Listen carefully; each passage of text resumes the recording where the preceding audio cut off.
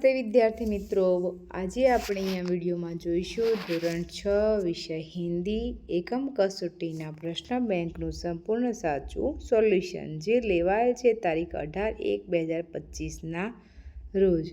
તો વિદ્યાર્થી મિત્રો, અહીંયા પ્રશ્ન 1 છે, તેની અંદર છે સહી વિકલ્પ ચુનકર ઉત્તર लिखिए। તેની અંદર વિભાગ 1 एक नंबर पर છે लुका छिपी के खेल के लिए कौन सा शब्द प्रयुक्त होगा?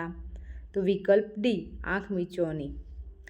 अमृत बेचने वाली लड़की क्यों खुश हो गई थी?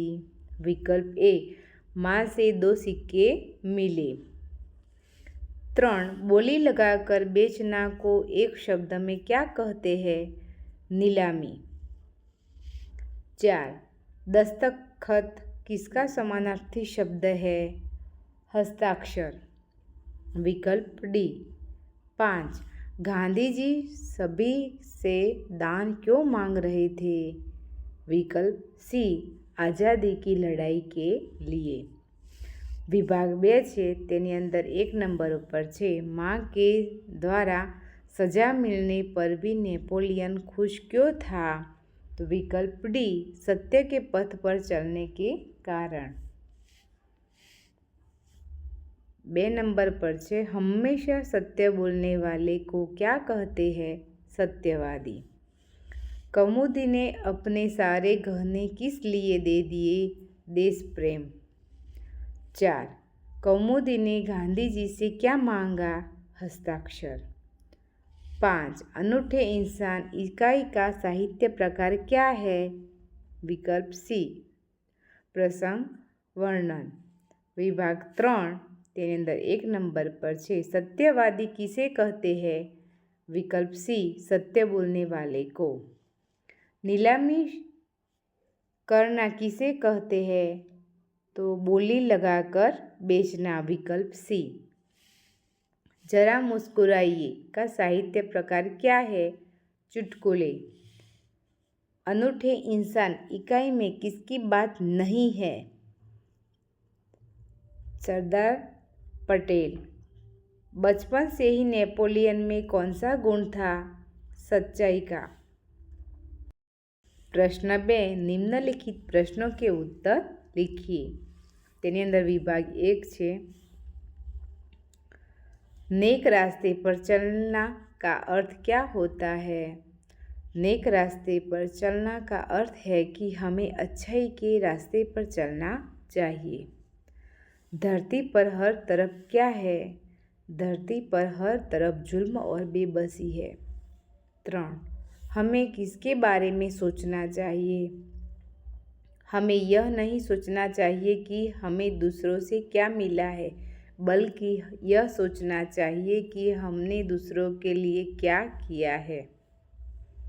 आने वाला कल कैसा होना चाहिए? आने वाला कल बीते हुए कल से अच्छा होना चाहिए। सबका जीवन मधुबन कैसे बनेगा?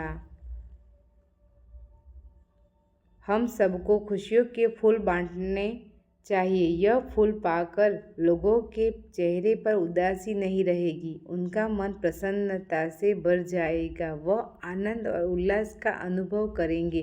इस प्रकार सबका जीवन मधुबन बनेगा। विभाग 2 हमारे मन में कैसी भावना नहीं होनी चाहिए? हमारे मन में किसी से बदला लेने की भावना नहीं होनी चाहिए। हमें कैसी जिंदगी की कामना करनी चाहिए? हमें ईश्वर से कामना करते हैं कि वह हमें जितनी भी जिंदगी दे वह भली हो। जीवन को मधुबन बनाने के लिए क्या करना होगा? जीवन को मधुबन बनाने के लिए हमें सबको खुशियों के फूल बांटने चाहिए। हमें कैसे रास्ते पर चलना चाहिए? हमें नेकी के रास्ते पर चलना चाहिए। हमारे मन में कैसी भावना नहीं होनी चाहिए? हमारे मन में किसी से बदला लेने की भावना नहीं होनी चाहिए।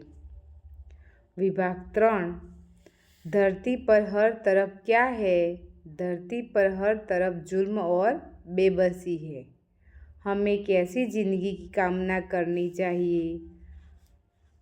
हमें ईश्वर से कामना करते हैं कि वह हमें जितनी भी ज़िंदगी दे वह भली हो। हमें सबको क्या बांटना चाहिए? हमें सबको खुशियाँ बांटनी चाहिए। धरती पर किसका बोझ बढ़ता जा रहा है? धरती पर पाप का बोझ बढ़ता जा रहा है। 5 नंबर पर हमारा मन पावन कैसे बनेगा? हमारा मन करुणा के जल से पावन बनेगा। प्रश्न नंबर 3 घटना का वर्णन 5 से 6 वाक्यों में लिखिए। तो विद्यार्थी मित्रों, અહીંયા તમે તમારી રીતે મૌલિક તમારા શબ્દોની રજૂઆતમાં અહીંયા 5 થી 6 वाक्यों લખવાના છે। આગની घटना के बारे में लिखिए। किसी ने आपकी मदद की हो ऐसी घटना के बारे में लिखिए। अपने जीवन की किसी एक घटना के बारे में लिखिए। बाढ़ की घटना का वर्णन अपने शब्दों में लिखिए। आपने किसी की मदद की हो ऐसी घटना का वर्णन कीजिए। तो विद्यार्थी मित्रों, તમે તમારા જે પ્રસંગ પૂછવામાં આવે તેના આધારે તમે તમારા મૌલિક ભાષાની અંદર 5 થી 6 વાક્યોમાં તેનું વર્ણન કરી શકો છો। ત્યારબાદ પ્રશ્ન નંબર 4 છે, તેની અંદર છે दिए गए शब्दों का लिंग परिवर्तन करके उसका वाक्य में प्रयोग कीजिए।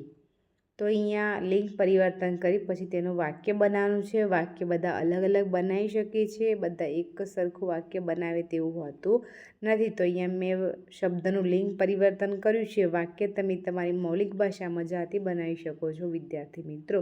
વિભાગ 1ની અંદર દેવ તો દેવી, કુમારી તો કુમાર, જાદુગર તો જાદુગરની, માસ્ટર તો માસ્ટરની, નાગિન તો નાગ, હિરણ તો હિરની, शेर शेरनी, तरुणी तरुण, ग्वाला ग्वालिन, ऊंट ऊंटनी, मेढकी मेढक, सांप सांपनी, तरुणी तरुण, धोबीन धोबी, डॉक्टर डॉक्टरनी। तो विद्यार्थी मित्रों, तमे लिंग परिवर्तन करेल शब्दનું તમે તમારી મૌલિક ભાષામાં તમને ફાવે તે રીતે વાક્ય બનાવી શકો છો। હવે આગળ જોઈશું પ્રશ્ન 5। તેની અંદર છે निम्नलिखित वाक्यों का मातृभाषा में अनुवाद कीजिए। विभाग 1 તેની અંદર ગુજરાતી ભાષામાં એટલે કે આપણી માતૃભાષામાં તેનો અનુવાદ કરેલ છે। દુર્ગાવતી બાળપણથી જ બહાદુર હતી। નેપોલિયન સત્યવાદી હતો। જીવનમાં રમતગમત ખૂબ જરૂરી છે। એક પક્ષી ઝાડ ઉપર રહેતું હતું। કૌમુદીને તેની રત્નજડિત બુટ્ટીઓ પણ કાઢી દીધી। વેદાંત ભણવામાં હોશિયાર છોકરો છે। પંડિતજી રામાયણ સાંભળવા લાગ્યા। મા દાદાજી જાત્રા પર ગયા છે। વિભાગ 3 હસવાથી આપણું સ્વાસ્થ્ય સારું રહે છે। મને મારું ઘર બહુ ગમે છે। વરસાદને જોઈને મોર નાચવા લાગ્યો। મીરા પ્રાર્થના ખંડમાં ભજન ગાઈ રહી છે। વિભાગ 4 રમતગમતથી મનોરંજન મળે છે। નેપોલિયન અનન્ય એટલે કે અદ્ભુત અથવા અનોખો માણસ હતો। તળાવમાં બતક તરી રહી છે। અમે છાત્રાલયમાં રહેવાનું નક્કી કર્યું છે। વિભાગ 5 બાળકોને વાર્તા સાંભળવી સારી લાગે છે। રાજા ભોજ પ્રજાવત્સલ રાજા હતા। સારી ટેવો આપણા જીવનને સુધારે છે। ત્યાં કોણ ઊભું છે? વિદ્યાર્થી મિત્રો, મારી યુટ્યુબ ચેનલ પર એકમ કસોટીના સોલ્યુશનનો વિડીયો જો તમને સારો લાગતો હોય તો તમારા મિત્રોને આ વિડીયો શેર કરજો, જેથી એકમ કસોટીના સોલ્યુશનથી તે પણ જાણકાર થાય। અને લાઈક અને શેર કરી અને સબસ્ક્રાઈબ કરવાનું ભૂલતા નહીં। ફરીથી આગામી એકમ કસોટીના સોલ્યુશનનો વિડીયો લઈને મળીશું। આવજો।